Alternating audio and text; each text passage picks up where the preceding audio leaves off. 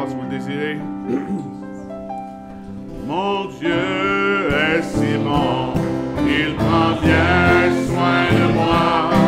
Ce Dieu si fidèle, sais-tu qu'il pense à toi? Il voudrait t'aider dans tes difficultés. Il faut que tu viennes à lui tel que tu es.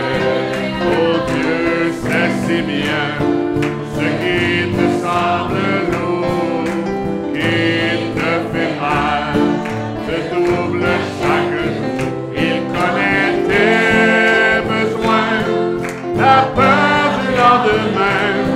Avec mon Dieu, tu sais, tout ira très bien. Il vit à jamais, c'est un Dieu tout-puissant. Il te répondra, viens à lui simplement. Quand tout semble noir, triste et désespéré, sais-tu que là-haut, tu n'es pas oublié. Merci Seigneur, Dieu sait si bien ce qui te semble lourd, qui te fait mal, te double chaque jour. Il connaît tes besoins, la peur du lendemain. Avec mon Dieu, tu sais, tout ira très bien. Mon Dieu t'aidera, il conduira tes pas. Si tu veux marcher, replier à sa loi, alors ne crains plus, tu peux compter sur lui. Il accomplira tout ce qu'il a promis. Oui, Dieu sait si bien ce qui te semble lourd, qui te fait mal, te double chaque jour. Il connaît tes besoins, la peur du lendemain. Avec mon Dieu, tu sais, tout ira très bien. Il connaît tes besoins, la peur du lendemain. Avec mon Dieu, tu sais, tout ira très bien. Merci Seigneur. Merci Jésus. Amen. Pendant longtemps j'ai erré sur cette route solitaire. Oh, mon cœur était chargé dans le péché, je sombrais. Alors j'ai connu Jésus. Oh, merci Seigneur. Quel moment merveilleux. Je suis heureux de savoir qu'il m'a secouru par sa puissance divine. Oh, gloire à Dieu, je suis libéré de ce monde de péché. Oh, merci Jésus, et dans le sang de Jésus, né de nouveau. Alléluia, je suis sauvé à sa grâce merveilleuse. Je suis heureux de savoir qu'il m'a secouru, me montrant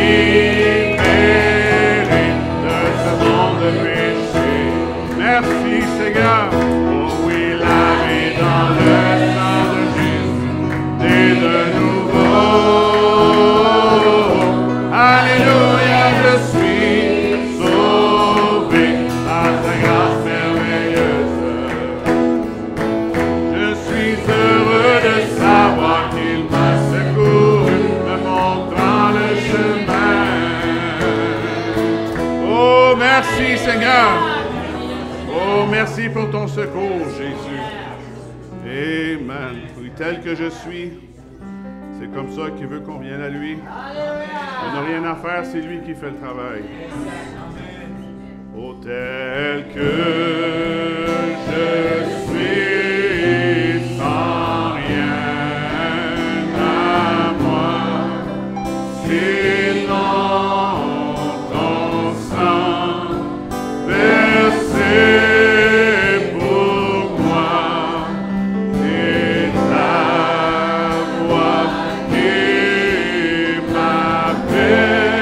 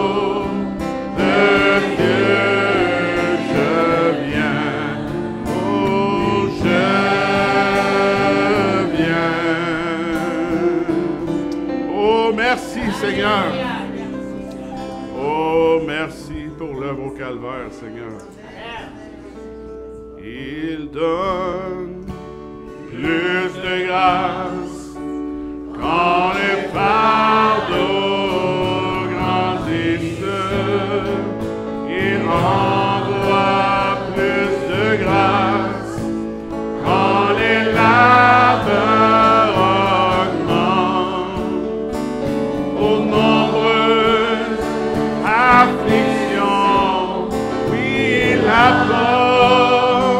Plus de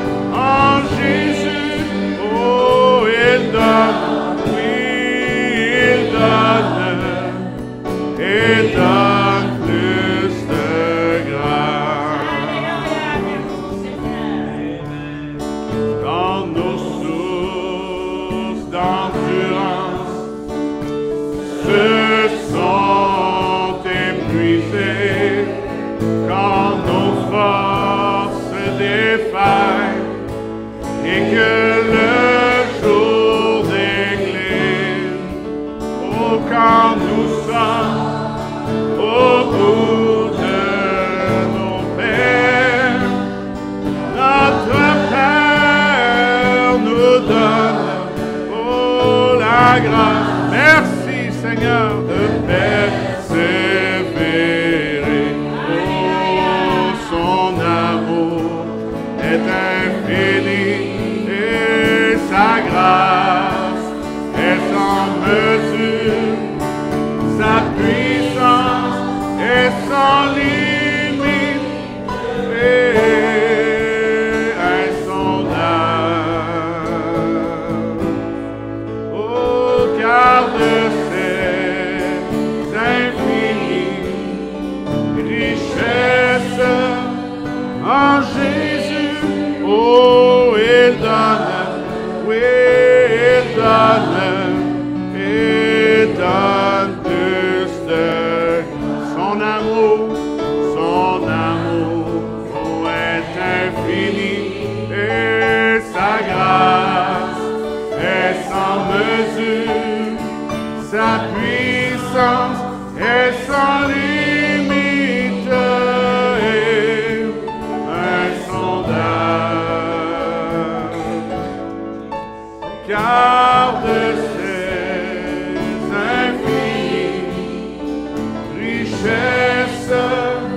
en Jésus, oh, il donne, oui, il donne plus de grâce. Oh, merci Seigneur. Merci Jésus. Gloire à toi Seigneur. Et bien, je vais demander aux frères de s'avancer. J'ai une annonce et quand même plusieurs requêtes ce matin. Donc, je vais les prendre. Donc, j'ai une demande de l'équipe des administrateurs. Donc, dans 2 semaines, on doit l'annoncer d'avance. Donc, dans 2 semaines, dimanche, le 16 février, il y aura vote pour les postes et aussi le bilan financier qui va être présenté et sera voté par la suite. Donc, dimanche 16 février, dans 2 semaines, à 10h le matin, il y aura le vote pour les postes et pour l'acceptation du bilan financier qui sera présenté. Pour les requêtes, j'ai ici mon frère Hermile. Donc, je vais y aller. On a une discussion pour clarifier, c'est parfait. Donc, le frère Hermile a fait un achat hier, puis ça lui a permis de rencontrer quelqu'un qui s'appelle Richard, puis qui était très découragé. Il a fait une attaque de cœur. Donc, il a demandé s'il voulait qu'on prie pour lui. Il lui a dit que oui. Et frère Emile lui a dit, Seigneur attend juste simplement qu'on lui demande. Donc, pour Richard, amen. Mon frère Yvon, pour le frère Robert Sparné, il sollicite nos prières pour que le Seigneur le préserve de fréquents tremblements. À lui soit la gloire, effectivement, frère Robert Sparné. Oui, Seigneur. Il y a aussi une requête de prière pour Alia, qui est la petite fille de notre frère Danny et notre sœur Anna, qui ont déménagé hier, justement. Ce matin, elle est malade et vomit beaucoup. Donc, pour Alia, leur petite fille. Frère Luc et sœur Myriam Martin, notre beau-frère nous a quittés le 12 janvier à la suite d'un cancer du pancréas. Très dure épreuve pour ma sœur Marie. Elle compte sur les prières pour que le secours du Seigneur soit toujours présent. Nous servons un Dieu fidèle et riche en compassion et nous en sommes reconnaissants de tout notre cœur. Merci, frère Luc et sœur Myriam, pour Marie. C'est mon frère Michel Moret. Je demande une prière pour François, le mari de ma fille Cara. Il est en dépression, que le Seigneur pose sa main sur lui et qu'il sera guéri par la grâce du Dieu Tout-Puissant. Seigneur, merci Seigneur pour la délivrance. Amen. Certainement. Et, si on peut se lever, on va incliner nos têtes.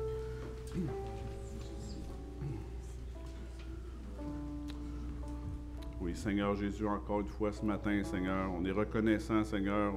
On t'élève nos actions de grâce vers toi, Seigneur, en remerciement, en reconnaissance pour tout ce que tu fais, Seigneur. Merci, Seigneur, de nous permettre d'être ici ce matin dans ta présence, Seigneur, pour pouvoir être plongé, Seigneur Jésus, dans ta paix, Seigneur. Dans ta présence, Seigneur, dans tout ce que tu veux de bon pour nous, Seigneur. Ce matin, Seigneur Jésus, on a apporté ces plusieurs requêtes, Seigneur Jésus. Tu les connais, Seigneur Jésus. Ils te sont chers à toi, Seigneur, parce que tes enfants te le demandent. Seigneur, tu as dit, demandez, vous recevrez, Seigneur. Ce matin, on s'appuie sur cette promesse, Seigneur, de recevoir, Seigneur Jésus. Chaque besoin qui a été apporté, Seigneur Jésus, tu les connais, ils te sont précieux, Seigneur, et c'est avec confiance qu'on te les apporte. Aussi, Seigneur, chaque désir de nos cœurs ce matin, tu connais aussi nos désirs secrets, nos besoins secrets. On veut les déposer à tes pieds, Seigneur Jésus. On applique tes promesses, Seigneur Jésus. On prononce la parole, Seigneur Jésus, au nom de Jésus-Christ. Seigneur, que tout, Seigneur Jésus, soit accordé selon ta bonne volonté, Seigneur Jésus. Seigneur, aussi loin notre pasteur ce matin qui apportera ta parole, Seigneur. Ouvre nos cœurs, Seigneur Jésus. Ouvre notre entendement, Seigneur Jésus. Seigneur Dieu, prends tout contrôle ce matin, Seigneur, au nom de Jésus-Christ. On te remet tout en tes mains. Bénis chacun qui s'est présenté, Seigneur Jésus, et ceux qui sont à l'écoute, Seigneur Jésus.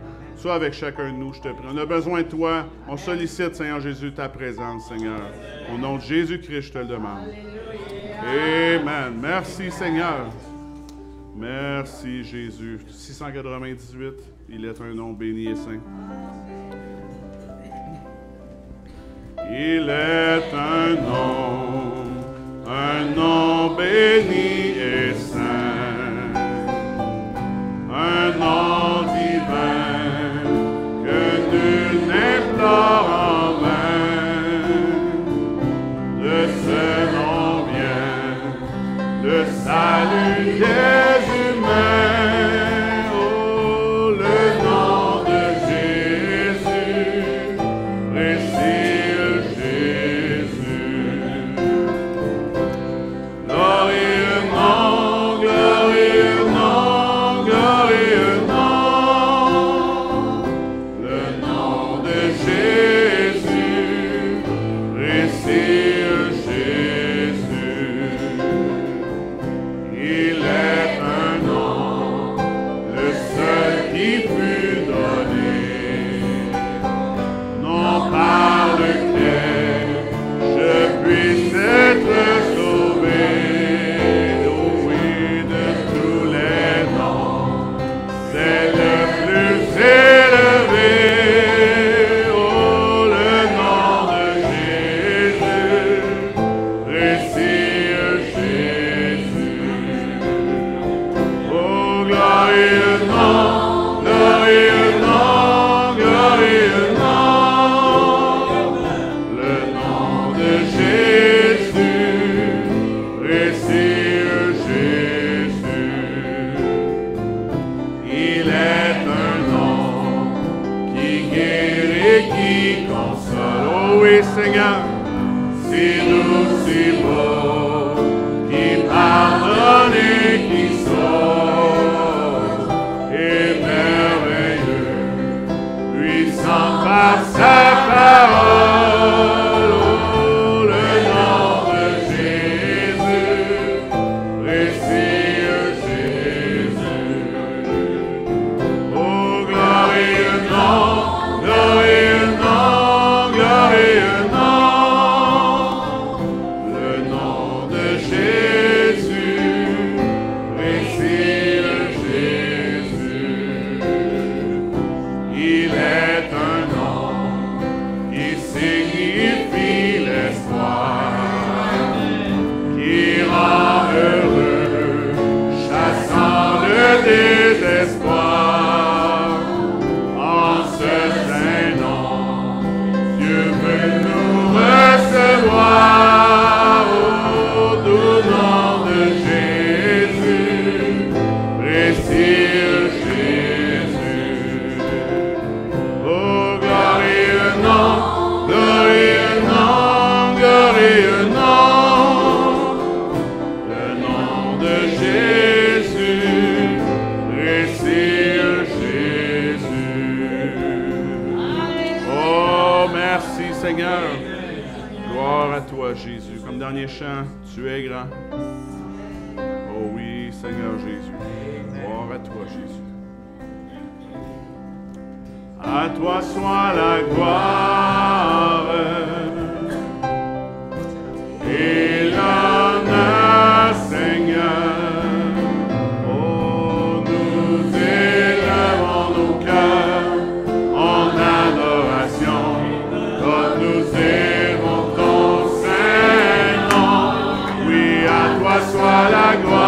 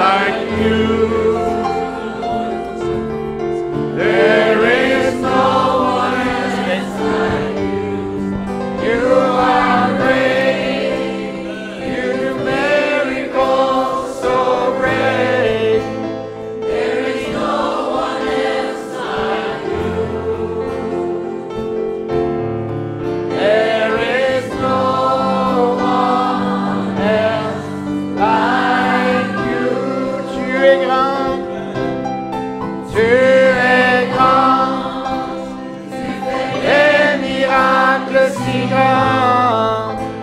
Il n'y a personne comme toi. Il n'y a personne comme toi. Tu es grand. Tu fais des miracles si grands. Il n'y a personne comme toi. Il n'y a personne comme toi. Merci Seigneur. Alléluia. Merci Seigneur. Nul n'est comme toi.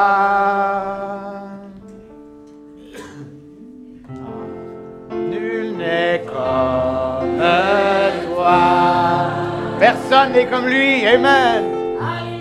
Nul n'a su m'aimer autant que toi. J'aurais beau chercher pour l'éternité et voir que nul n'est comme toi. There is none like you, Lord. There is none like you. Oh, no one else can touch my heart like you do. I could search for all eternity long and find there is none like you. Nul n'est comme toi. Merci Seigneur. Nul n'est comme toi. Oh, merci Jésus. Oui, nul n'a su m'aimer autant que toi. Oh, j'aurais beau chercher pour l'éternité et voir que nul n'est comme toi. Merci Seigneur. À toi soit la gloire Seigneur. Merci Jésus. Merci Seigneur. Courbons nos têtes. Oh, personne n'est comme toi Seigneur. Oh, à toi soit la gloire et l'honneur, Père. Nous sommes venus ici ce matin, Père, pour t'élever, pour t'adorer, pour te glorifier, pour te donner la prééminence, la première place, Seigneur. Oh, donne-nous ce privilège, Seigneur, ce matin, de nous élever dans ta présence et d'entendre ta voix, Seigneur, parce que tu désires nous parler, Seigneur. Tu te désires te révéler à nous, Père. Ouvre nos oreilles, comme ta parole dit, afin que nous puissions entendre ce que l'Esprit veut dire à l'Église. Prends tout esprit sous ton contrôle ce matin et sois glorifié au milieu de nous. Que ce service ne soit pas en vain, mais qu'on puisse ressortir d'ici, Seigneur, avec quelque chose de plus dans nos cœurs pour notre marche chrétienne, Seigneur. Nous ne sommes pas rassemblés pour devenir pires, Seigneur. Nous nous sommes rassemblés pour devenir meilleurs, plus près de toi. Donne-nous ce privilège ce matin, on te prie dans le nom de Jésus. Amen. Merci, Seigneur. Amen. Que Dieu vous bénisse ce matin. Je suis content de vous voir. On va tourner dans nos Bibles ce matin dans 1 Thessaloniciens, chapitre 5. Un petit rappel. Donc, c'est notre camp d'hiver déjà la semaine prochaine. Et j'aurais bien aimé avoir le frère Stephen Coffey, au moins pour une réunion ici. Mais il était très coincé dans son horaire. D'ailleurs, il a écartillé son horaire pour même pouvoir venir au camp. Donc, gardez ce camp en prière. Les jeunes qui vont venir, on est, je pense, à peu près 70 jeunes, Dieu voulant, qui vont être au camp. Et donc, pour le camp d'hiver, c'est un beau nombre, puisque c'est une fin de semaine plus courte. Et que le Seigneur puisse toucher des vies. Amen. Amen. 1 Thessaloniciens, chapitre 5. Et donc, ce matin, on va commencer une nouvelle série, mais en fait, pour bien saisir les enjeux de cette série qu'on commence ce matin, j'avais besoin de faire celle qu'on a faite auparavant, c'est-à-dire les faux oins. On a fait 4 parties. Et c'est vraiment important parce que c'est ce qui nous permet de comprendre l'enjeu que l'Église ou les chrétiens vivent dans ce monde en ce moment. Je vais intituler cette série qui va prendre quand même quelques réunions puisque c'est aussi un regard historique. Donc, c'est pourquoi sommes-nous une Église de la sainteté? Et j'ai mis une vieille photo de l'Église. En fait, c'est l'Église ici. les années 1800, peut-être 1900, qu'elle a été bâtie. Et donc, c'est en fait une question qu'on pose, pourquoi? Pourquoi sommes-nous une Église de la sainteté? Ou pourquoi prêchons-nous encore la sainteté? Et pour comprendre ça, pourquoi qu'en 2025, ça sera encore pertinent dans l'Évangile, il faut jeter un regard sur l'histoire de l'Église. Et donc, ça va être un petit peu un cours d'histoire ce matin, chrétien. Et ce matin, on va parler sur les 3 œuvres de la grâce. Les 3 œuvres de la grâce, donc, c'est les 3 œuvres que Dieu veut faire dans notre vie. Et on va regarder donc la progression de l'Église et aussi on va répondre à la question pourquoi beaucoup d'Églises ne prêchent plus la sainteté aujourd'hui. Il y a une question et puis il y a une réponse à ça. Pourquoi est-ce que dans l'histoire, il y a un moment bien précis où on est, les Églises ont cessé de parler du comportement du chrétien, de la sanctification et de la différence qu'il devrait y avoir, pas juste dans le cœur, mais qu'on devrait être capable de reconnaître un chrétien. On devrait être capable de reconnaître une chrétienne.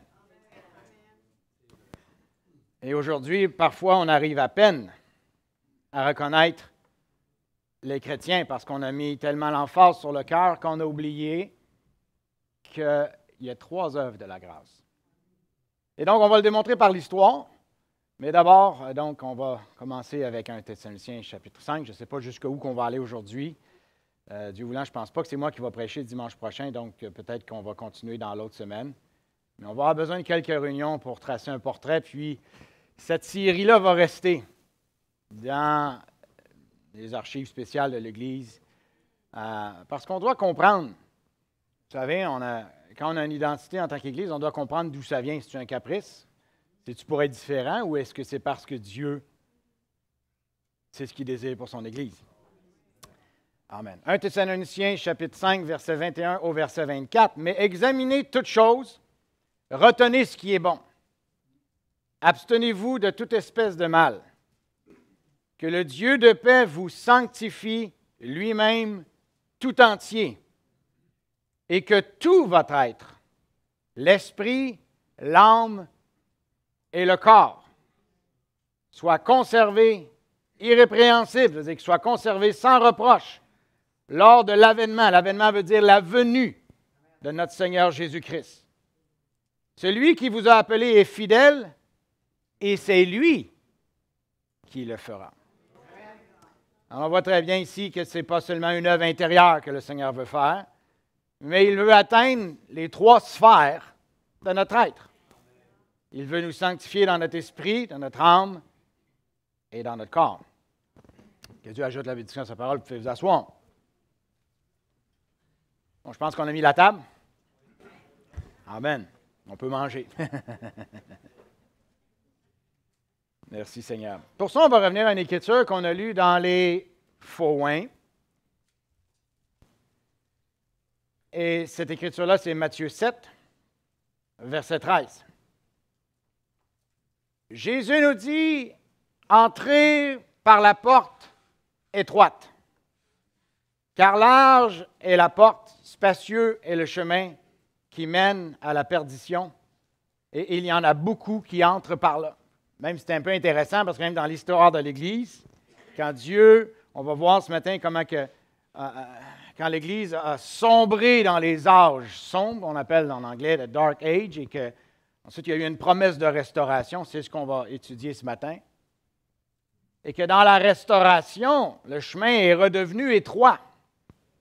Et quand l'Église, pour accommoder le modernisme et se rendre plus attirant pour le monde, on dit carrément que l'Église a un peu élargi le chemin, afin que beaucoup plus de gens puissent entrer. Pourtant, Jésus a dit c'est le contraire. La porte est étroite. L'Église chrétienne moderne a élargi le chemin pour être accommodant, pour demeurer pertinent dans la société, pour ne pas devenir quelque chose en marge et en voie de disparition. Elle a élargi le chemin, elle l'a rendu plus spacieux, elle l'a rendu plus accessible. Et il y en a beaucoup qui entrent par là. Mais Jésus dit, étroite est la porte resserrez le chemin qui mène à la vie, et il y en a peu qui les trouvent. Gardez-vous des faux prophètes. Faux prophètes, c'est aussi gardez-vous des faux prédicateurs. Ils viennent à vous en vêtements de brebis, mais au-dedans, ce sont des loups ravisseurs. Jésus dit, vous les reconnaîtrez à leurs fruits. Cueille-t-on des raisins sur des épines ou des figues sur des chardons? Tout bon arbre porte de bons fruits. Peut-être baisser mon son un petit peu, s'il te plaît. Mais le mauvais arbre porte de mauvais fruits. Un bon arbre ne peut porter de mauvais fruits, ni un mauvais arbre porter de bons fruits. Tout arbre qui ne porte pas de bons fruits est coupé et jeté au feu. C'est donc à leurs fruits que vous les reconnaîtrez. Et ça, c'est quelque chose qu'on entend parfois, c'est « Ah, les chrétiens, ils jugent sur l'apparence. » Mais c'est quoi qu'on vient de lire? Jésus n'a pas dit « Coupe l'arbre, analyse le tronc, analyse le cœur pour voir quel type d'arbre que c'est. » Jésus dit « Regarde aux fruits. » Maintenant, là où on se trompe parfois, c'est quand on juge selon l'apparence, c'est-à-dire qu'on s'imagine que quelqu'un n'a rien pour Dieu dans son cœur parce que l'apparence est mauvaise. Tout le monde a le droit de venir à l'Évangile et que leur cœur soit changé. Mais ce qu'on veut réaliser dans les 3 œuvres de la grâce, c'est que quand Dieu change le cœur, l'apparence va finir par changer. Et à force de dire, on ne veut pas juger sur l'apparence, on ne veut pas juger sur l'apparence, l'Église s'est installée dans une situation où on a tellement prêché la grâce qu'on finit par dire que c'est pas grave si tu changes jamais. Jésus t'aime comme ça. Oui, Jésus t'aime comme ça. Mais il y a un plan pour toi pour que tu changes. Et c'est là que l'Église s'est perdue. Parce que le chrétien doit arriver à un changement. Pas produit par l'Église, par le pasteur, par des règlements ou par la pression. Jésus lui-même a 3 œuvres de grâce pour nous. Donc Jésus dit, c'est donc à leurs fruits que vous les reconnaîtrez. Ceux qui me disent, Seigneur, Seigneur, il y a des millions de gens sur la terre aujourd'hui qui se déclarent chrétiens et qui disent, Seigneur, Seigneur. Ce n'est pas ça le critère. Ils n'entreront pas tous dans le royaume des cieux, mais celui seul qui fait la volonté de mon Père qui est dans les cieux.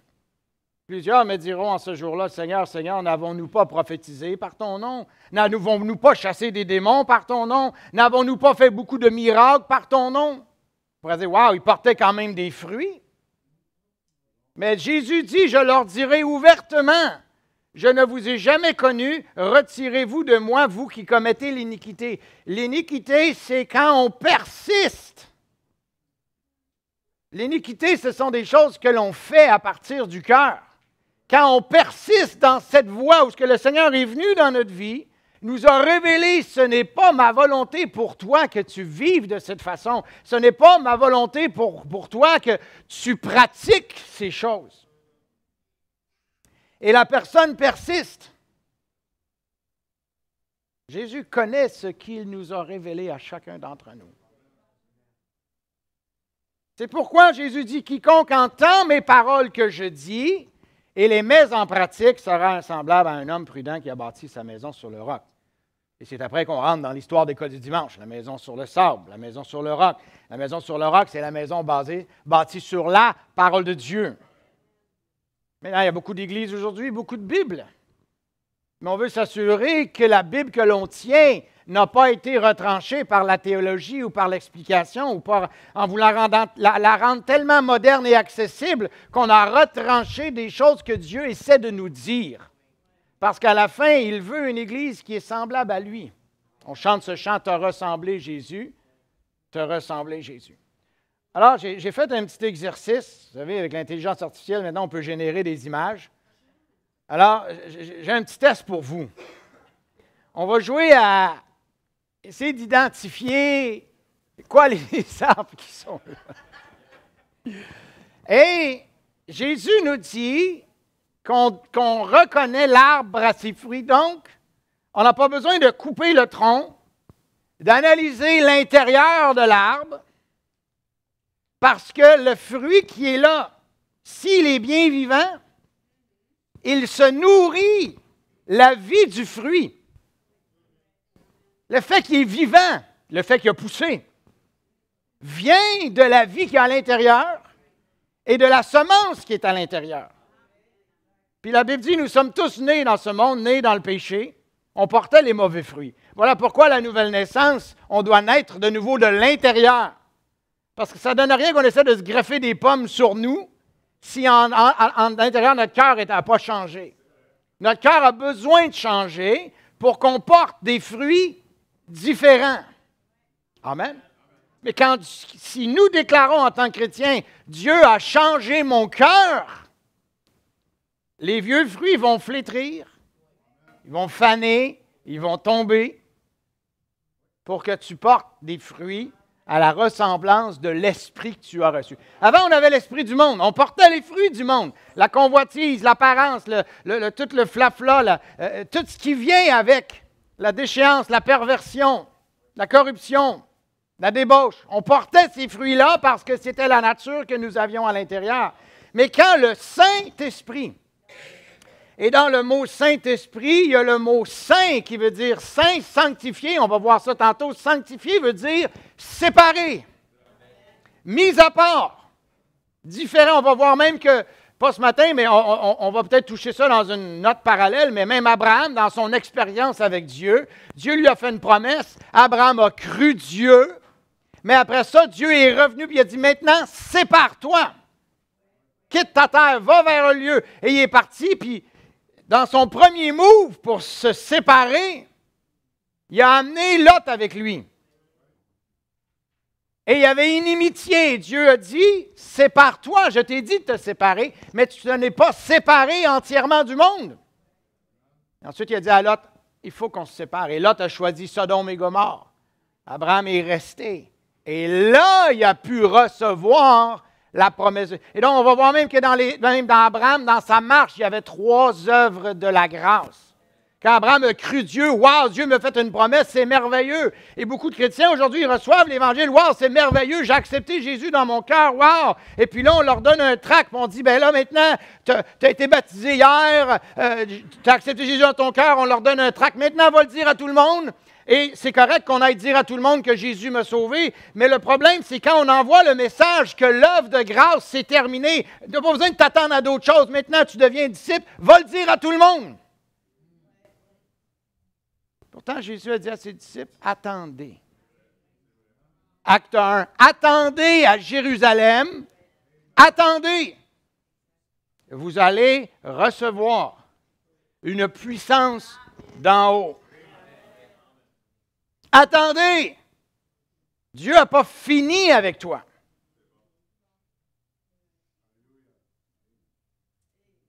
Maintenant,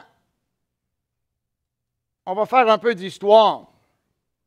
Vous savez, la Bible qu'on a dans nos mains, et là on va aller un petit peu du côté historique, mais la Bible qu'on a dans nos mains, le Nouveau Testament, c'est, on pourrait dire, le début de l'Église. Avec les disciples, Pierre et Jacques et Paul, un messager de l'âge qui vient établir des bases et qui... Paul est tellement sûr de ce qu'il a enseigné qu'il va dire, ne laissez jamais personne. C'est quand même quelque chose, là. Ne laissez jamais personne venir dire le contraire de ce que j'ai dit. Et s'il le fait, qu'il soit maudit. Même si, Paul dit, même si un ange, dans Galates, même si un ange vient défaire mon enseignement, qu'il soit anathème, qu'il soit maudit.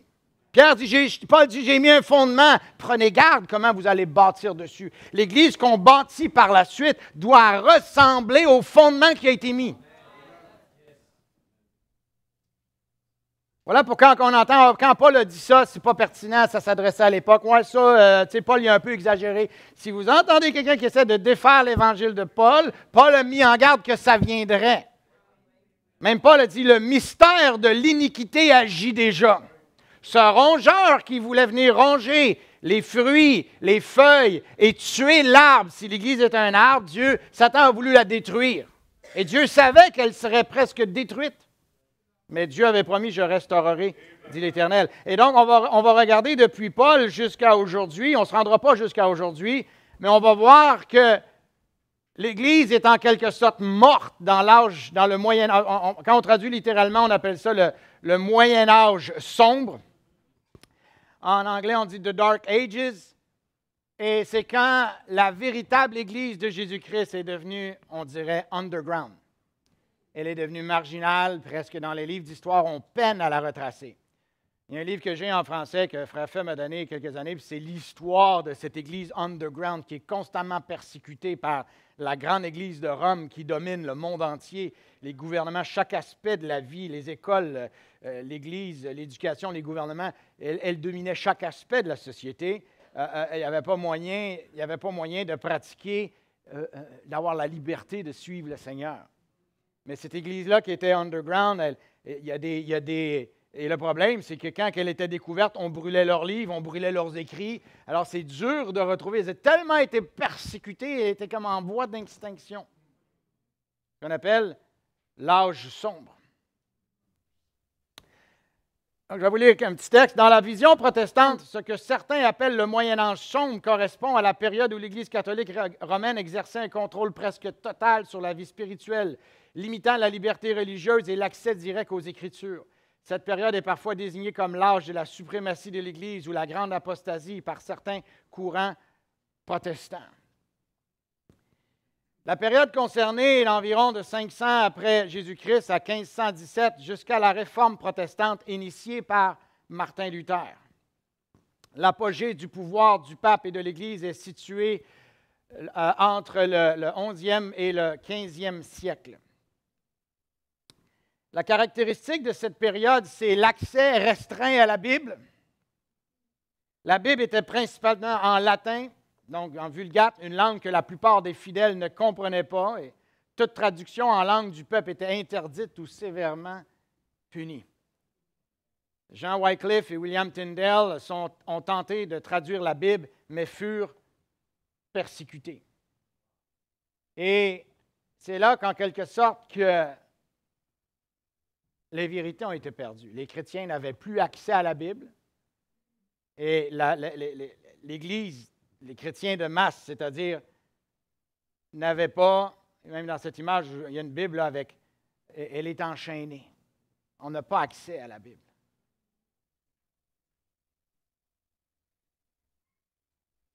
Dans cette période, l'autorité absolue du pape, le pape était considéré comme le chef suprême de la chrétienté avec une autorité infaillible en matière de foi.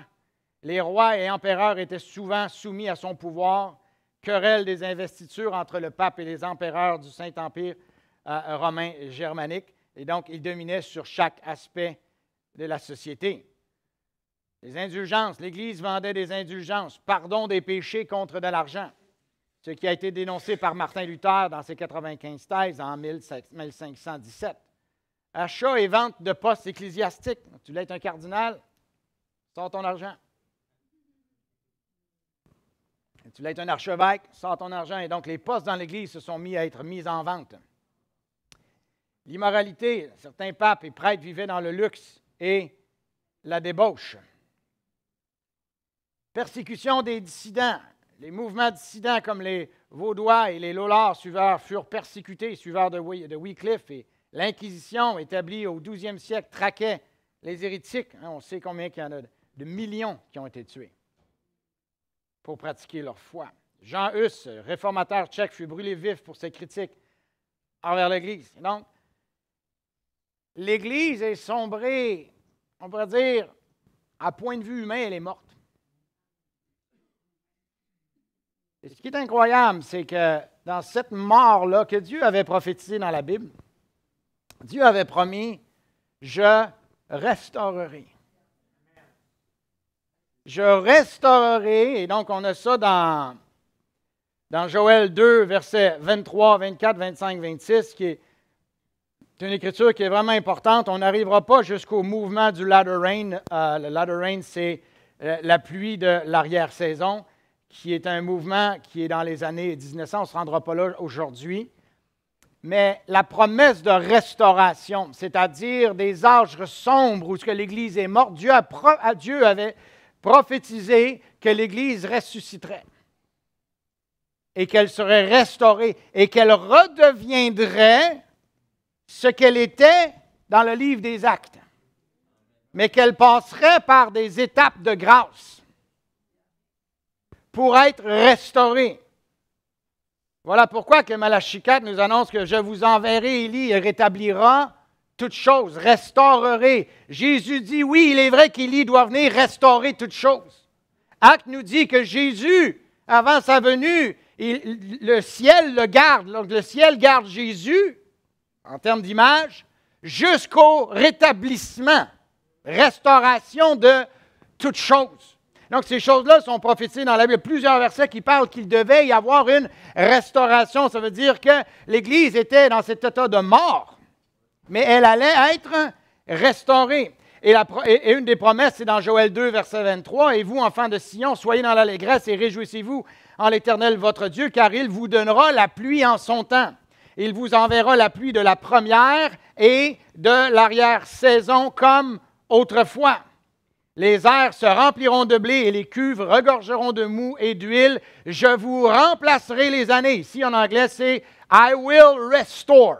Donc, remplacer, c'est « je vous restaurerai les années qu'ont dévoré le... » Et là, on voit qu'il y a 4 insectes. La sauterelle, le gélec, le asile et le gazam. Ma grande armée que j'avais envoyée contre vous. Vous mangerez et vous vous rassasierez et vous célébrerez le nom de l'Éternel, votre Dieu, qui aura fait pour vous des prodiges, et mon peuple ne sera plus jamais dans la confusion. D'une grande confusion spirituelle, Dieu a promis la fin de la confusion spirituelle. Mais aujourd'hui, il y a une grande confusion parce que les gens, surtout lorsque les gens donnent leur vie au Seigneur, ils voient une grande variété d'églises. C'est comme ça arrive d'un hôtel, puis tu peux commander, là, puis mettons que ton hôtel est situé, tu as un paquet de pamphlets sur ton bureau d'hôtel, là, tu peux commander, mais je commande où? Et les gens voient beaucoup d'églises avec chacun leur variante, et ils se grattent la tête à se demander, mais eux disent ci, puis eux mettent l'emphase là-dessus, puis eux mettent l'emphase là-dessus, et puis mais c'est qui dit vrai? Puis imaginez quand vous êtes nouveau chrétien, là, c'est une histoire pour s'arracher les cheveux de sa tête. À moins que l'on comprenne que chacune de ces églises-là, que ce soit baptiste, que ce soit pentecôtiste, que ce soit évangélique, que ce soit luthérien, que ce soit méthodiste, chacune de ces églises-là, elle était un réveil dans le processus de restauration. C'est pas que les méthodistes sont torts, ou que les baptistes sont torts, ou que les pentecôtistes sont torts, ou que Warden a raison, et ça devient comme une guerre de qui a raison. Mais on doit prendre un pas de reculons et de regarder l'histoire de l'Église pour identifier chacune de ces églises-là dans le parcours de Jésus-Christ, dans sa restauration de l'Église. Et quand il voit une continuité du méthodisme au mouvement de la sainteté, au pentecôtiste, au latter rain, à la fin des temps, et de ce qui a été promis à Élie, et qu'on suit tout d'un coup, tout fait son sens. Et c'est pas qu'une église a tort, c'est que le problème avec chacune des églises, c'est quand qu'ils restent dogmatiques avec ce que leur fondateur avait compris, ne réalisant pas que leur fondateur avait été envoyé par Jésus-Christ et que Jésus-Christ a continué en envoyant d'autres serviteurs avec plus de lumière afin de compléter la restauration, la résurrection de l'Église, afin qu'elle devienne semblable à son époux Jésus-Christ. Parce que la parole nous promet que l'épouse s'est elle-même préparée.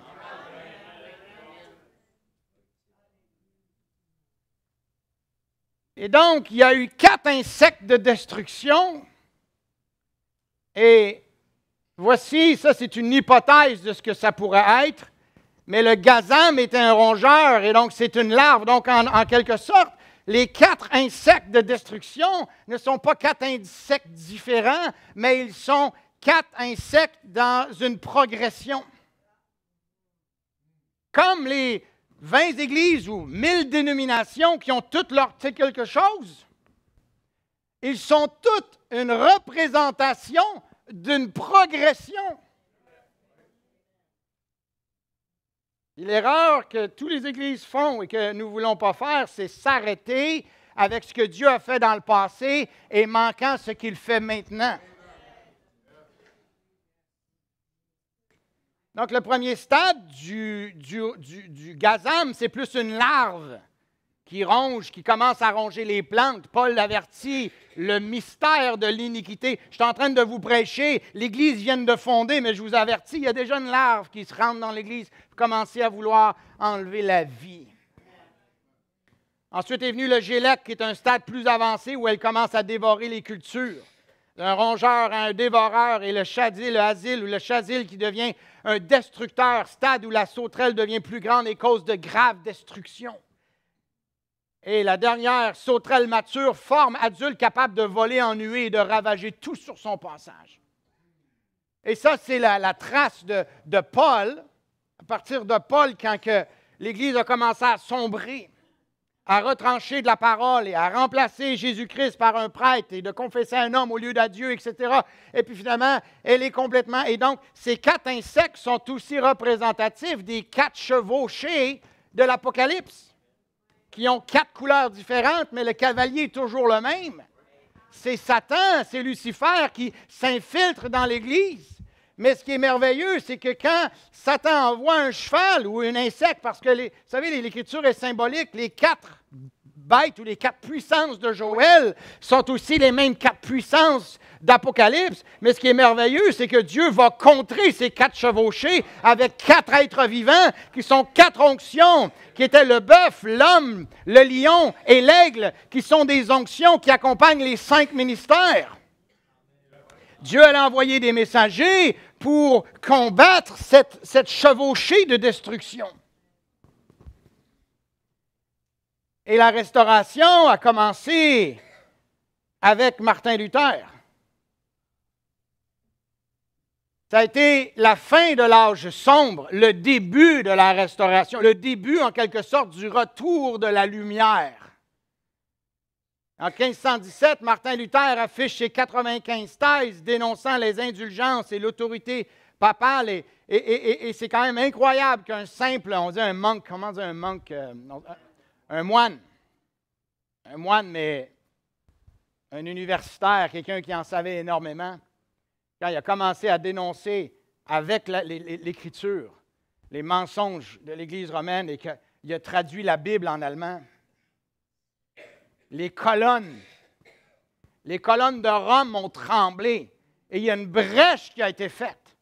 Et ça a été là la promesse que Dieu avait.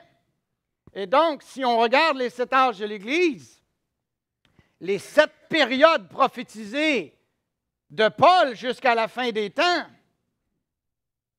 c'est qu'à partir de Martin Luther, puis on le voit même dans la quantité de lumière qu'il y a là, dans chaque âge, il y a une progression là, qui se fait, une restauration de la lumière. Mais l'Église ne va jamais redevenir mainstream. L'Église catholique, elle était l'Église de masse, la religion officielle de l'État. Dans la plupart des pays, le véritable christianisme, l'Église de Jésus-Christ ne redeviendra jamais la religion de l'État. Parce que ce monde s'enfonce, notre société s'enfonce sous la prise de Satan. Et beaucoup d'églises suivent le monde un peu à distance pour essayer de rester pertinent, pour essayer de rester attrayant, pour essayer de communiquer le message de Jésus. Mais le problème, c'est que si tu deviens trop comme le monde, que témoignes-tu de Jésus? Ta lumière n'est plus lumière.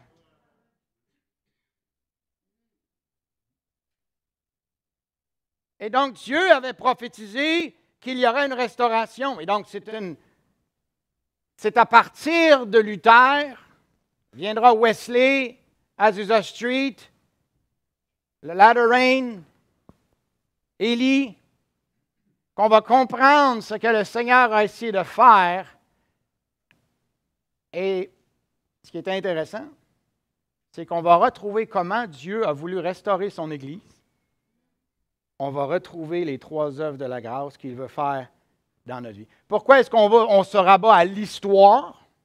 C'est que quand on regarde l'histoire de ce que Dieu a fait avec l'Église pour la ramener sa traque, c'est là qu'on va comprendre comment il va traiter avec nous pour nous ramener sur la traque. Amen? Et qui, par le fait même, dans ce parcours-là, ça va répondre aussi pourquoi est-ce que nous continuons de prêcher la sainteté.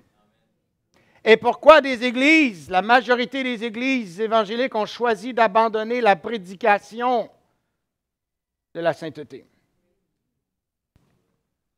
Mais on n'est pas rendu à la sainteté. Parlons d'abord de ce qu'était le message de Martin Luther. C'est indéniable, dans tout le monde chrétien, ils vont admettre que le fondateur du protestantisme, le début, c'est Martin Luther. Et de Martin Luther sont venus les luthériens, qui est encore une église aujourd'hui. Au 16e siècle, Martin Luther déclenche la réforme protestante en redécouvrant une vérité centrale des Écritures. Le juste vivra par la foi. Il enseigne que le salut est un don de Dieu, reçu par la foi seule, sans nécessité d'œuvre ou de sacrement. Cette révélation marque la justification. Par la foi en Christ, le croyant est déclaré juste devant Dieu. Maintenant, vous devez réaliser que, avant que Martin Luther reçoive cette révélation qui nous apparaît tellement simple, mais c'est devenu son cheval de bataille, ça nous donne l'ampleur des ténèbres avant ça, où ce que tu n'étais jamais rendu juste. Récite-moi ci, récite-moi ça, chemin de croix, indulgence, purgatoire. Tu as passé ta vie à servir Dieu dans l'Église catholique, mais quand tu meurs, tu dois aller purger parce que tu n'es pas rendu juste encore. Imaginez-vous l'oppression. Et toute ta vie, tu vas allumer des lampions, puis tu vas faire ceci, puis tu vas faire le chemin de croix, puis tu vas te confesser au prêtre, puis tu vas te martyriser, puis un des plus zélés de ça, c'était Martin Luther lui-même, qui était tourmenté par ses péchés, puis qui se flagellait parce qu'il n'était jamais rendu juste. Avec toute sa religion, il portait encore ses péchés. Mais le jour que Dieu lui a révélé par la Bible qu'en croyant en Jésus sur la croix et en acceptant l'échange d'identité, il était innocent, je suis coupable. Il a pris ma place, il devient coupable sur la croix. Je deviens innocent et il m'a justifié. Quand vous voyez le mot « justification » dans la Bible, ce n'est pas un mot qui nous rejoint beaucoup, nous, dans notre langage québécois, mais je vais vous donner un exemple que là, ça va vous rattacher dans notre culture. Quand un enfant fait de quoi de mal, puis on est là, c'est pas de ma faute, puis là, on dit « arrête de te justifier ». C'est pas ça qu'on dit? Donc, quand on dit à quelqu'un « arrête de te justifier », c'est « arrête de te déclarer innocent ».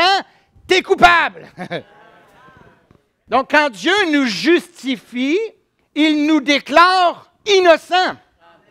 C'est ça la justification, c'est qu'il nous déclare innocents parce qu'il a pris notre place.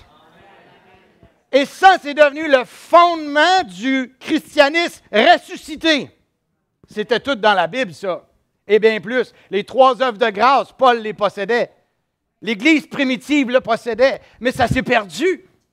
Et donc, dans la résurrection de l'Église, ça nous enseigne la résurrection que Dieu veut faire dans nos vies aussi. Et la première chose a été de comprendre qu'il n'y a rien que tu peux faire, il n'y a pas une œuvre que tu peux faire toi-même pour te rendre juste. Si je vais vers le Seigneur puis je dis, ouais, mais j'ai dit 3, je vous salue Marie, 4, Notre Père, j'ai monté l'oratoire Saint-Joseph à genoux, Dieu va dire, arrête de te justifier. Toutes ces choses-là te rendent pas juste. Oui, mais je m'habille mieux, puis j'ai arrêté d'écouter des pas belles affaires, puis j'ai arrêté de boire parce que je veux devenir juste pour que tu me sauves. Dieu va dire, arrête de justifier. C'est pas en arrêtant de boire que tu es sauvé. C'est pas en changeant ta vie que tu es sauvé. Tu es sauvé parce que j'ai pris ta place. Et ça devait être assis tellement solidement pour comprendre que la grâce de Dieu ne s'échange pas contre nos œuvres. Et Martin Luther avait tellement bien compris ça, et les luthériens ont tellement bien compris ça, mais cette Église s'est arrêtée là. Ils ont dit, il n'y a rien qu'on peut faire, fait qu'il n'y a rien qu'on va faire. Mais ce qu'on doit comprendre, c'est qu'une fois que Dieu t'a sauvé, tu es sauvé parce qu'il a pris ta place. Tu n'es pas sauvé parce que tu as changé ton habillement, tu as arrêté de boire, puis tu fumes plus, puis toutes les œuvres que tu fais n'achètent pas le salut.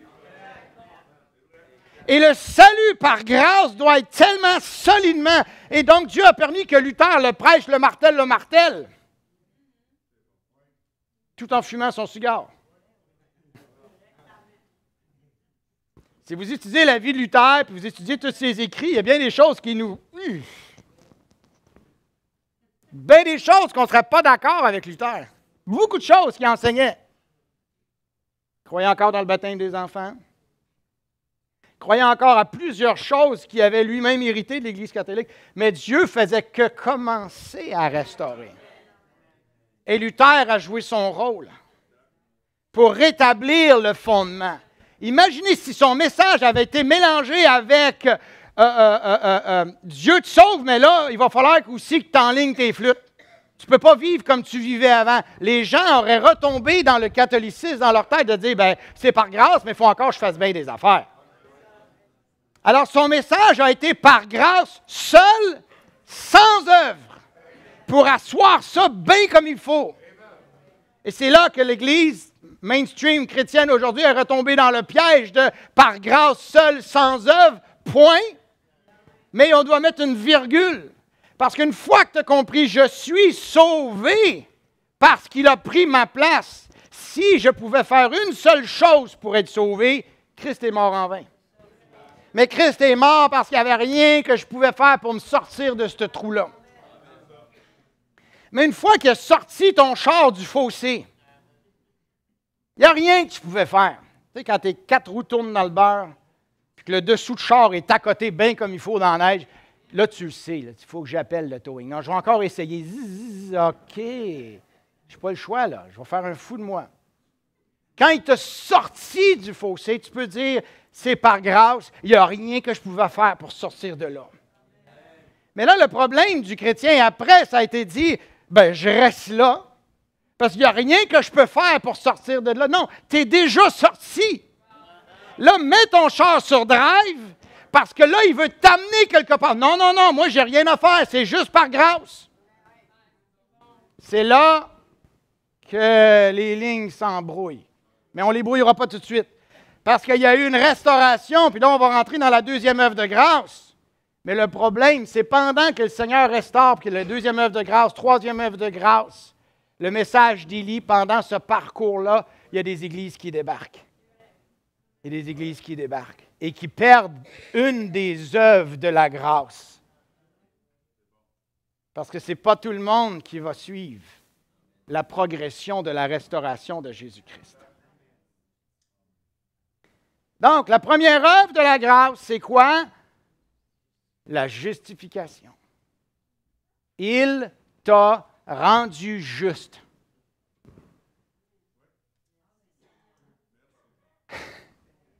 Tu étais dans un bar la veille, tu as bu ta paye, c'est un samedi soir. Un dimanche matin, tu dis, ça n'a pas d'allure, je suis en train de détruire ma vie, je le sais que le Seigneur...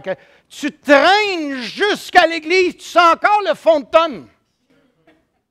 Tu entends l'Évangile, toi. Ouf! L'Évangile te foudroie, tu réalises qu'il est mort à ta place, tu te ramasses à l'autel en larmes. Mais Seigneur! Et là, tu es justifié. Tu n'as même pas serré bouteille d'alcool qui traîne partout dans ton appartement encore. Mais pour Dieu, tu es déjà juste. Pour Dieu, c'est quelque chose de réglé. Tant qu'à ton salut, il t'a sauvé. Tu l'as accepté. C'est case close, on n'y revient pas là-dessus. Mais de penser que Dieu a terminé avec toi, c'est une erreur. Je dirais même plus que tu peux rejeter le Seigneur après. Quand il veut t'amener, prends-moi par la main. Mais, je ne te suis pas. Moi, on m'a dit, t'es ici. Moi, je suis ici, ne bouge pas de là. Non, non, non, non. Viens, non, c'est des légalistes, là, ils veulent me mettre dans les œuvres. Là, ils veulent que je fasse de quoi pour mon salut? Non, tu es déjà sauvé. Suis-moi. Je vais t'enseigner ma nature. Je vais t'enseigner ce que moi, Jésus, j'aime. Puis ce que je n'aime pas. Qu'est-ce qui est le fruit de mon ennemi? Quelles sont les œuvres de ta vie qui viennent de mon ennemi, que tu ne sais pas par ignorance, je t'ai sauvé, mais maintenant, je vais t'enseigner.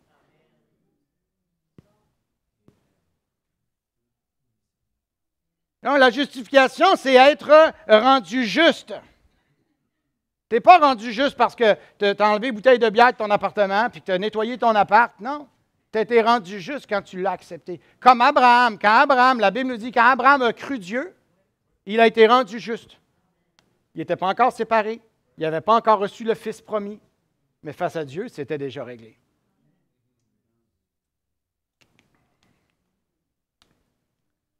Donc, quelle est cette écriture? Romains 1, 17. Parce qu'en lui est révélée la justice de Dieu. En qui? En Martin Luther? Non. En moi? Non. En Jésus-Christ. En lui est révélée la justice de Dieu par la foi et pour la foi.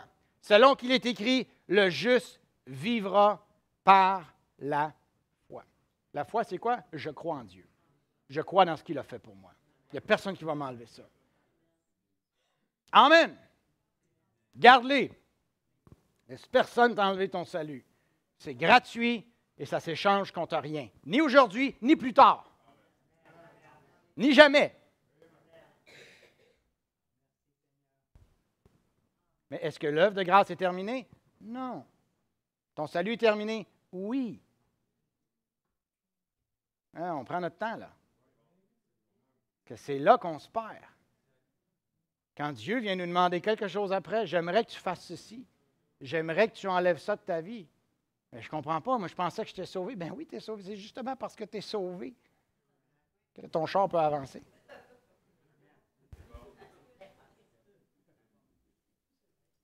Galates 3, verset 11. Afin que nul ne soit justifié devant Dieu par la loi. Ça veut dire quoi? Tu ne deviens pas juste parce que tu suis des règlements. Des règlements d'église, des règlements d'un pasteur qui est capricieux, des règlements de je ne sais qui. Tu n'es pas rendu juste par le fait que tu suis des règlements. Mais ça ne veut pas dire qu'il n'y a pas de règlement. Ah! Vous pensez que les 10 commandements, quand Jésus est mort sur la croix, ils vont mettre ça au vidange? Jésus dit, je ne suis pas venu abolir la loi. Je suis venu accomplir la loi. Mais je sais que tu ne peux pas la suivre, la loi. Fait que je vais prendre ta place, je vais te rendre juste. Puis je vais mettre quelque chose en toi qui fait que tu vas aimer ma loi.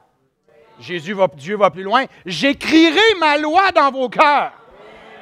Ah, c'est pas la même chose. Suivre les règlements et devenir le règlement, c'est pas la même chose. La promesse est j'écrirai ma loi dans ton cœur. Jésus dit, je ne suis pas venu l'abolir. Ce qui est une abomination pour Dieu dans l'Ancien Testament demeure une abomination pour Dieu dans le Nouveau. C'est que quand tu n'es pas régénéré, tu aimes l'abomination. Mais quand tu reçois Christ dans ton cœur et que tu reçois de sa nature et qu'il écrit sa loi dans ton cœur, tu deviens que c'est une abomination pour toi. Pas pour les autres. Mais nous ne sommes pas rendus justes par la loi. Cela est évident puisqu'il est dit, le juste vivra par la foi. Ça a été le message de Luther. Puis avec ça, il a été capable de démolir, imagine, avec un verset, il a pu réfuter le purgatoire. Je n'ai pas besoin de purger rien. Je suis déjà juste. Il a purgé, oui, réfuté la confession au prêtre. Je suis déjà juste. Je n'ai pas besoin d'aller me confesser à un homme. Les indulgences. Je n'ai pas besoin d'acheter un certificat de péché en avance. C'est samedi soir, il y a un gros party, je vais aller voir le prêtre et m'acheter une indulgence, là. J'ai carte blanche samedi soir. Imaginez qu'il faut être rendu bas. 1 pour en vendre, mais 2 pour en acheter.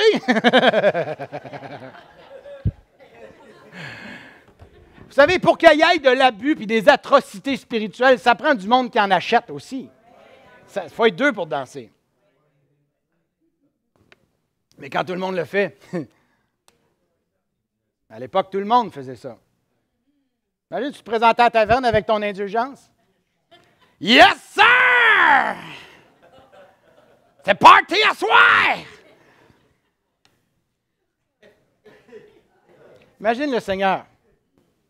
Son Église, qui dit son Église. La prière au Saint, prière à Marie, il n'y a pas d'intercesseur. Il t'a rendu juste. Le rôle suprême du pape.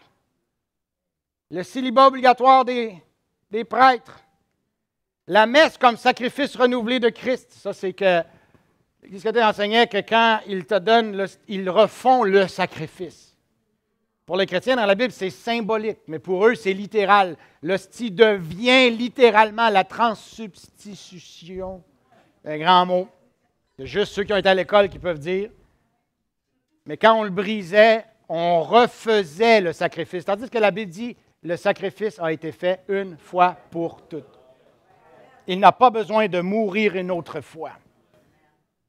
Mais le prêtre, lui, refaisait le sacrifice de la croix à chaque messe, en transformant l'hostie en littéralement le corps de Christ, et il refaisait, renouvelait. Et donc, toutes ces choses-là, à travers le message de Luther, ces choses-là ont tombé, boum, boum, boum, boum. Et l'Église a pu, en quelque sorte, s'échapper dans une liberté conditionnelle. Parce que dans cette liberté, elle devait s'élancer, et dans cet élan-là, Dieu allait envoyer un autre messager. Mais beaucoup de Luther sont devenus des luthériens. Ils ont fondé une grosse église qui finalement ressemble beaucoup à celle duquel ils sont sortis. Ils se sont échappés, mais pas assez longtemps. Certains là-dedans ont compris puis ont été plus loin.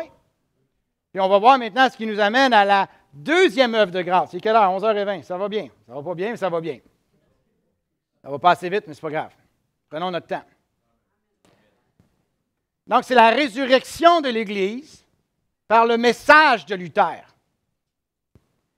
Donc, si on regarde aujourd'hui une Église luthérienne, on va dire quoi? Ils ont-tu raison ou ils ont tort? Ça dépend. S'ils prêchent que le juste vivra par la foi, ils ont raison. Mais s'ils disent qu'il n'y a pas de deuxième œuvre de grâce après, ils ont tort.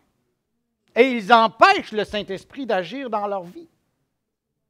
Et c'est ça l'erreur que beaucoup de chrétiens font. Puis même Israël, quand ils sortent, ils vont d'Égypte, ils vont au désert, ils s'arrêtent dans leur marche. Même quand ils rentrent dans la terre promise, ils s'arrêtent dans leur marche. C'est toujours ça le problème avec les chrétiens. Ils s'arrêtent dans leur marche, en limitant Dieu, en voulant le mettre dans une boîte, en essayant de limiter ce qu'il veut faire. Oh non, ceci, cela, cela. Et c'est là que ce qu'on veut trouver dans notre adoration. C'est une adoration qui est une marche où il n'y a pas de limite à ce que Dieu veut faire dans notre vie. Et donc, il y avait un homme appelé du nom de John Wesley, peut-être 200 ans plus tard, qui était dans l'Église anglicane. L'Église anglicane baptisait les enfants, donc John Wesley a été baptisé comme enfant. Et donc, quand on baptise un enfant, on le déclare chrétien à naissance. C'est dur d'avoir une vraie conversion si tu es déjà chrétien de naissance. C'est un peu un truc, ça. C'est malheureux, mais ça empêche combien de gens de donner leur vie au Seigneur. Bon, après ça, ils vont appeler ça une confirmation, mais une confirmation, ce n'est pas une repentance. Tu confirmes le choix de tes parents. Ça a l'air logique, mais ce n'est pas dans la Bible. Ce n'est pas dans la Bible. La Bible parle de repentance et ensuite de baptême. Pas mes parents choisissent, je suis baptisé, puis ensuite je vais confirmer mon baptême. Ça fait du sens, Steve. Si tu vas dans l'école de théologie, on peut peut-être donner du sens à ça. Mais il faut que ça fasse du sens avec la Bible. Paul dit, prenez garde comment vous allez bâtir dessus. Quand l'Église ne fait pas attention, elle bâtit une patente là-dessus. Dieu dit, je restaurerai, mais à partir de quoi? À partir de la Bible. Voilà pourquoi Luther, quand il a rebâti, Dieu s'est servi de lui pour rebâtir, il a rebâti à partir de la Bible. Mais il y avait plus dans la Bible que ce que Luther a pu comprendre. Mais il n'y a pas un homme qui peut personnifier à lui-même la plénitude de ce que Dieu a pour nous. Il y a juste Jésus-Christ qui est la plénitude de la divinité. Donc, chacun de ces messagers ont des morceaux dans les mains, mais Dieu veut former un casse-tête, une image à la fin. Voilà pourquoi que si aujourd'hui on comprend avec ces prédications qu'on va faire quand vous rentrez en ville, puis vous voyez luthériens, vous voyez méthodistes, vous voyez ceci, vous voyez cela, il se défile dans votre esprit. Il va se défiler à la lumière de cet enseignement-là, les 7 âges de l'Église. Vous allez être capable de dire, OK, eux autres, c'était en telle année. Eux autres, c'était en telle année. Eux autres, c'était en telle année. Est-ce que nous devons faire attention? Puis on en parle beaucoup dernièrement, puis on n'a pas fini d'en parler. Nous devons faire très attention. Que nous ne soyons pas l'Église de 1950, 1965, 1972, quand Dieu a fondé cette Église-là, puis qu'on regarde en arrière. C'est ça l'erreur qui est faite constamment. On reste avec un homme que Dieu a envoyé plutôt que de rester avec Christ qui a envoyé tous ces messagers-là.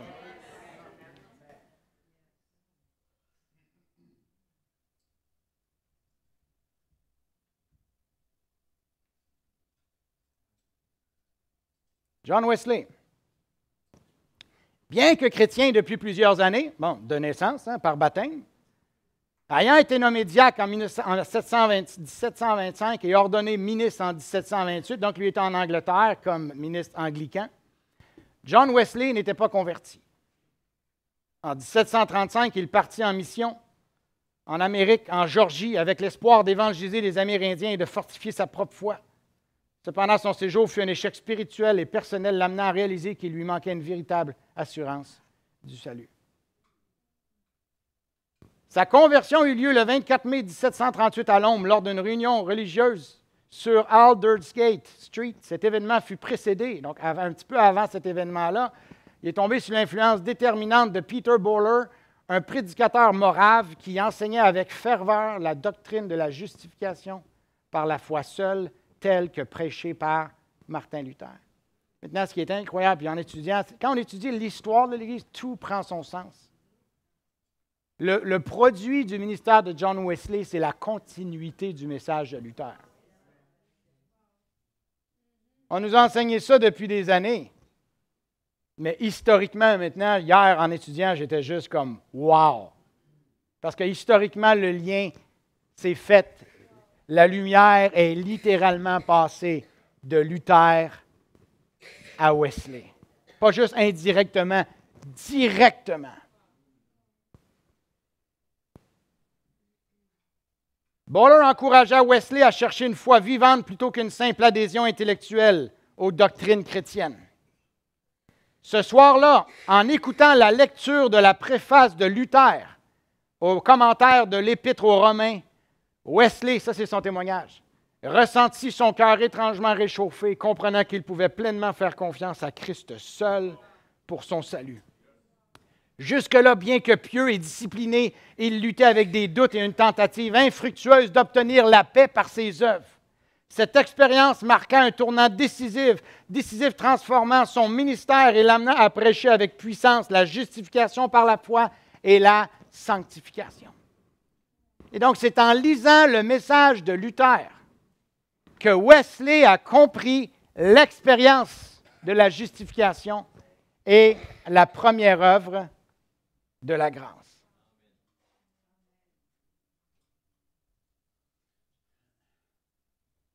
Ce qui est drôle, c'est que le nom méthodiste est venu de gens qui se moquaient d'eux. Ils ne se sont même pas donné ce nom-là. John Wesley avait parti un petit groupe à l'université, puis ils se sont mis à se moquer d'eux, puis ils lui ont donné le nom de méthodiste pour se moquer d'eux. Mais le nom a collé. Et il s'en est suivi du mouvement de John Wesley, l'Église méthodiste, qui a été l'image de la deuxième œuvre de la grâce, qui est la sanctification. C'est-à-dire qu'après que le Seigneur t'ait sauvé, il veut te nettoyer, il veut te laver, il veut, comme on a lu en début d'Écriture, et on le voit ici dans 1 Corinthiens 6, « Est-ce là ce que vous étiez quelques-uns de vous, mais vous avez été lavés, vous avez été sanctifiés, vous avez été justifiés au nom du Seigneur Jésus-Christ et par l'Esprit de notre Dieu. » Notre sanctification, on la veut par l'Esprit de Dieu, pas par des lois et des règlements. Ça ne fonctionne pas. Si la loi avait marché, la Bible dit que la loi, dans l'Ancien Testament, elle n'a pas marché. La loi, elle sert à une chose, nous montrer qu'on n'est pas capable. Mais après ça, lui veut venir l'écrire dans notre cœur. On doit le laisser écrire. Maintenant, la deuxième œuvre de la grâce qui passe par le ministère de John Wesley, la sanctification, et c'est la raison pour laquelle j'ai mis la photo historique de notre Église. Parce que cette Église a été bâtie, le bâtiment, pas nous, mais le bâtiment a été bâti comme une Église méthodiste. C'est-à-dire que c'était un phare ici de la deuxième œuvre de la grâce. Bien avant nous, mais ceux qui l'ont bâti, 1861, l'ont bâti dans le ministère de John Wesley, témoignant que le Seigneur ne fait pas juste te justifier devant lui, mais il veut te sanctifier. Et donc, le mot sanctifier, ça veut dire se séparer des choses profanes, se consacrer à Dieu. Mais le mot séparation est vraiment important. Dieu demande une pleine et complète séparation. Maintenant, séparation, ça ne veut pas dire que tu ne vas pas voir ta famille, que tu ne vas pas avoir des amis. Séparation, c'est que tu ne participes plus aux œuvres du monde, aux œuvres mauvaises. Et donc, on a lu cette écriture dans 1 Thessaloniciens 5 qui ont été les chevals de bataille de John Wesley qui maintenant venait de comprendre que Dieu sauve par la justification. Et donc, John Wesley, 1703-1791, fondateur du méthodisme, a enseigné 2 œuvres de la grâce. Il y en a 3. Pourquoi il n'a pas enseigné la 3e? C'est quelqu'un d'autre après allait venir le faire. C'est là qu'on comprend l'histoire de la restauration. Et qu'on veut s'assurer que même notre Église ne s'arrête pas. Parce que le but de la restauration, c'est d'arriver jusqu'à la venue du Seigneur, ne manquant aucune des étapes qu'il a pour nous globalement, mais pour nous personnellement. Donc, la justification par la foi, le pardon des péchés et la conversion, la sanctification que Wesley appelait perfection chrétienne, c'est une œuvre du Saint-Esprit après la justification, permettant une vie sainte. Wesley croyait à une expérience après la conversion, où le croyant était purifié du péché, mais pouvait vivre dans l'amour parfait.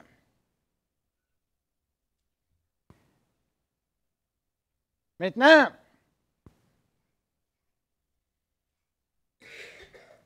arrive la fameuse bataille.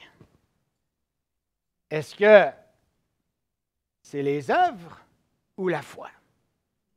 Et c'est là qu'après,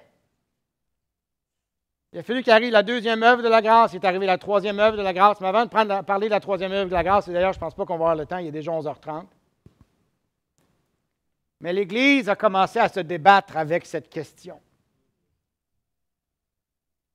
Est-ce que Dieu me demande des choses après ou non? Et là, on tombe dans cette grande guerre, ce grand conflit entre est-ce que croire est suffisant ou Dieu me demande de faire de quoi? Et là, ce débat-là remplit des livres et des livres et des livres. Et pourtant, et là, on peut utiliser une écriture comme ça, car tous ceux qui s'attachent aux œuvres de la loi sont sous la malédiction. Car il est écrit, maudit est quiconque n'observe pas tout ce qui est écrit dans le livre de la loi et ne le met pas en pratique. Et que nul ne soit justifié devant Dieu par la loi. Cela est évident puisqu'il est dit, le juste vivra par la foi.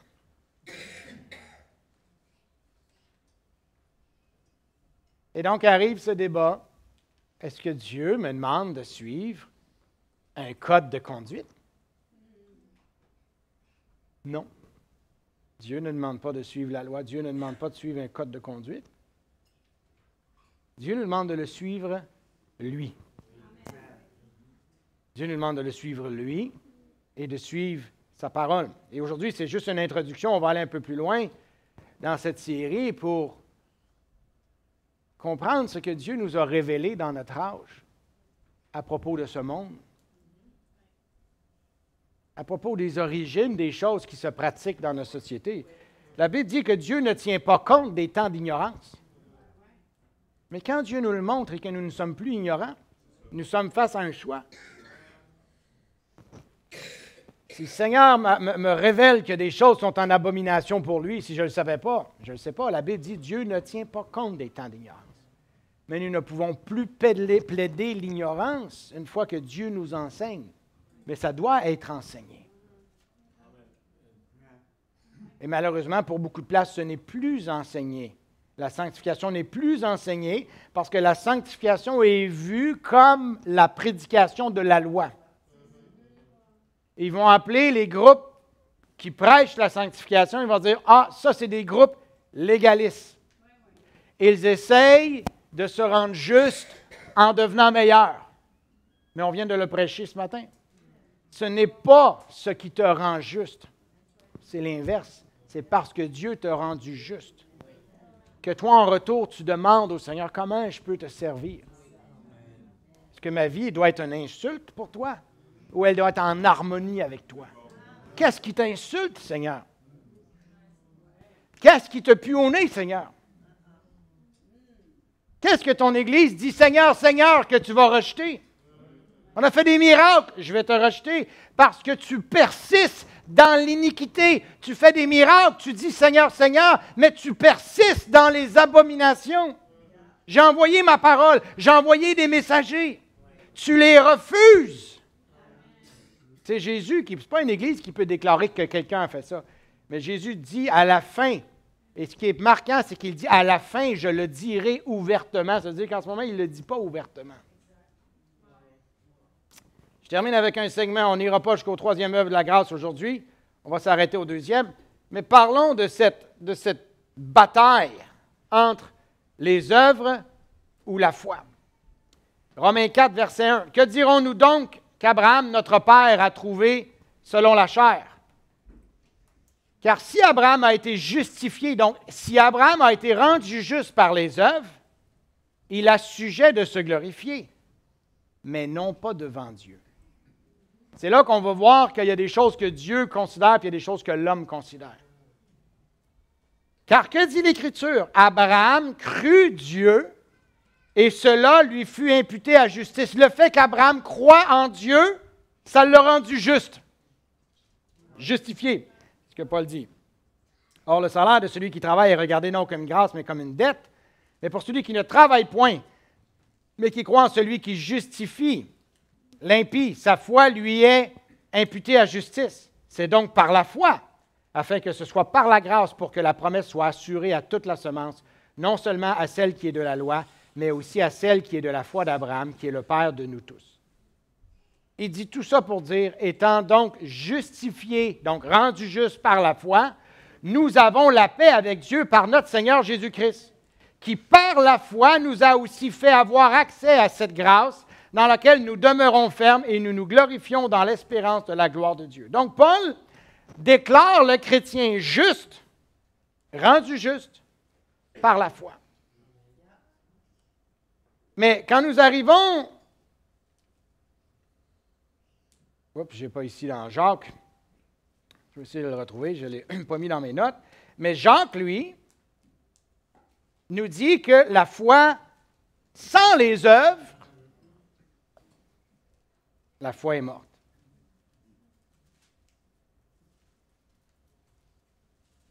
Peut-être le mettre à l'écran, s'il vous plaît, dans Jacques 2, verset 14.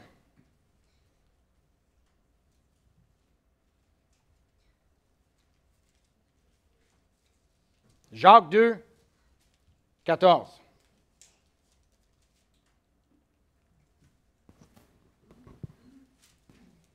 Et ensuite, on termine. Mes frères, que servira-t-il à quelqu'un de dire qu'il a la foi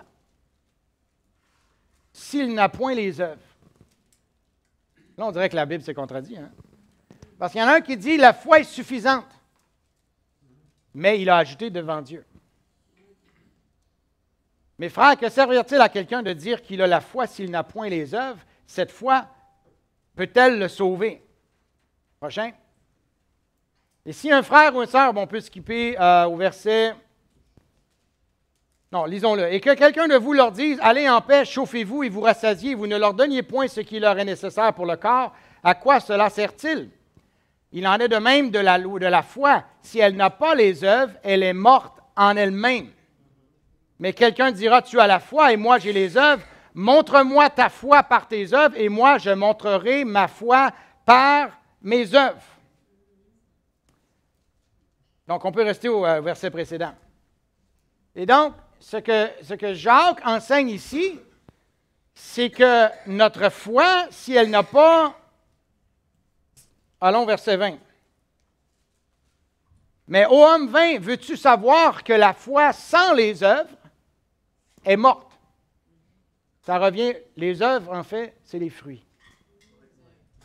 Ce qu'il nous dit ici, c'est que si ta foi ne produit jamais de gestes ou d'œuvres, c'est que ta foi est morte.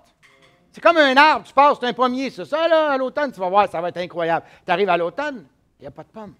Ah, peut-être que ce n'est pas la bonne année. L'année prochaine, tu arrives l'année d'après, pas de pommes. À un moment donné, la question que tu vas te poser, c'est que peut-être que cet arbre-là est mort.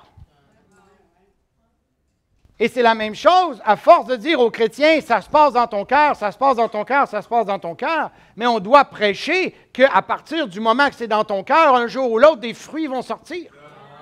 Parce que si les œuvres ne sortent pas, la Bible dit, ta foi sans les œuvres, elle est morte. Mais quelles sont les œuvres qui vont sortir? On peut revenir au PowerPoint.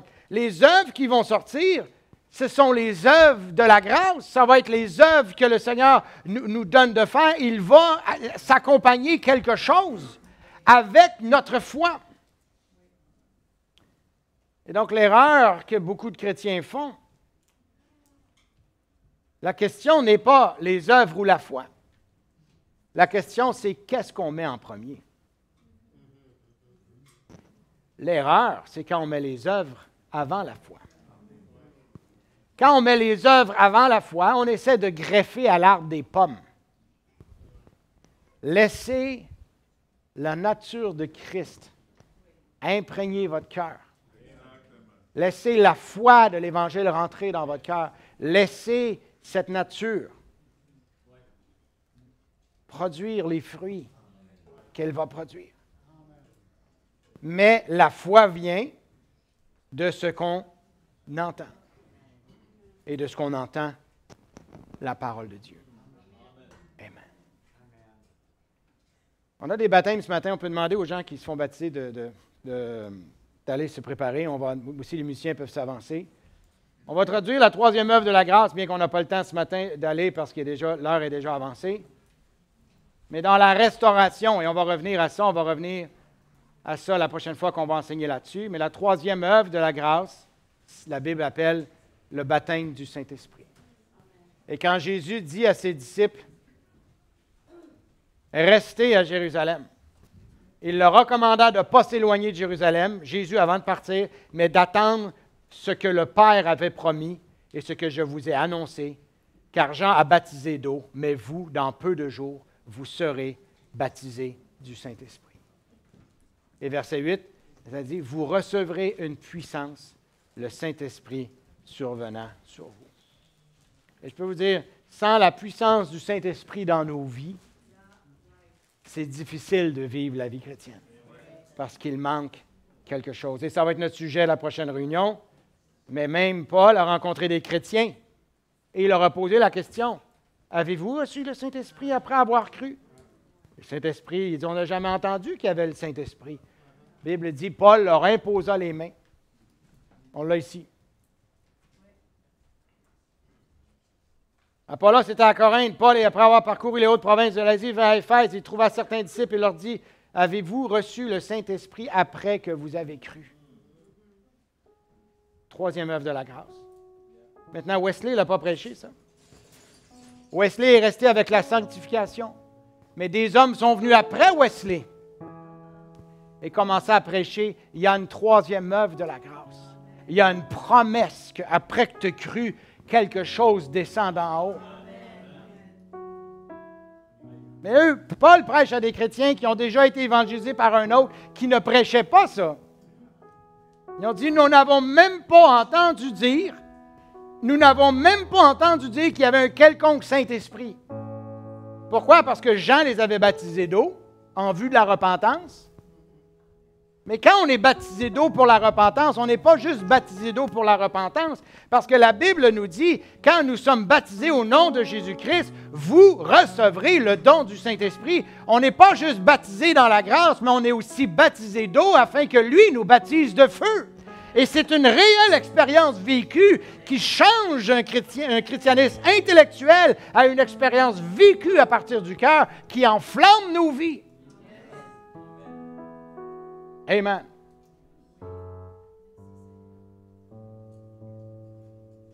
Alors, Paul leur dit,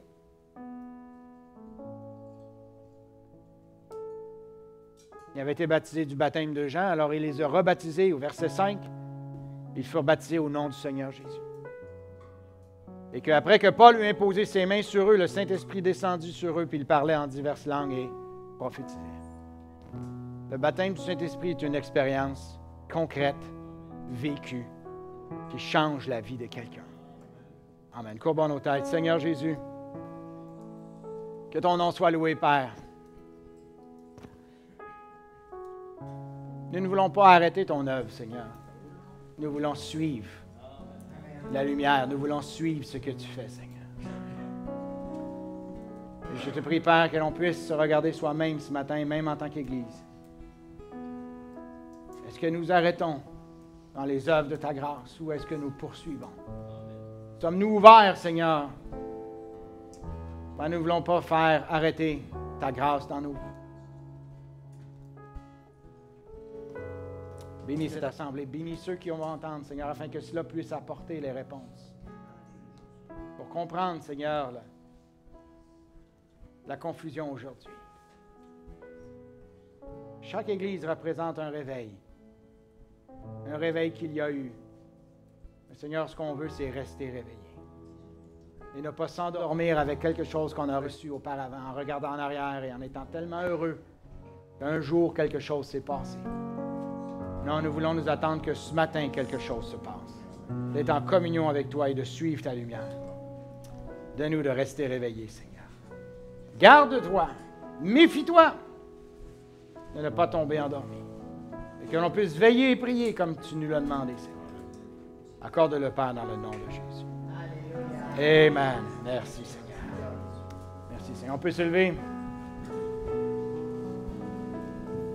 Amen. Oh, c'est le sauveur de mon âme. Oh, Jésus. Oh, Jésus. C'est le sauveur de mon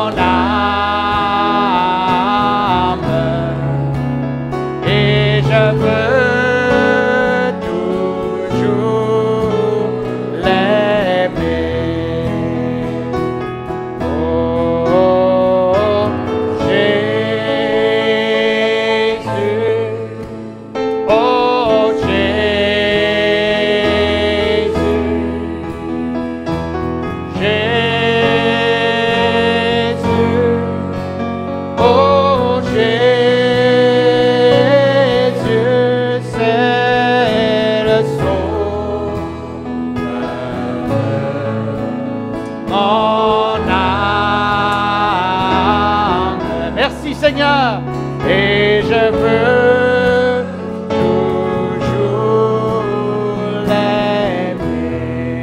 Jésus, Jésus, oh Jésus, merci Seigneur, oh Jésus, oh Jésus, Jésus. C'est le sauveur de mon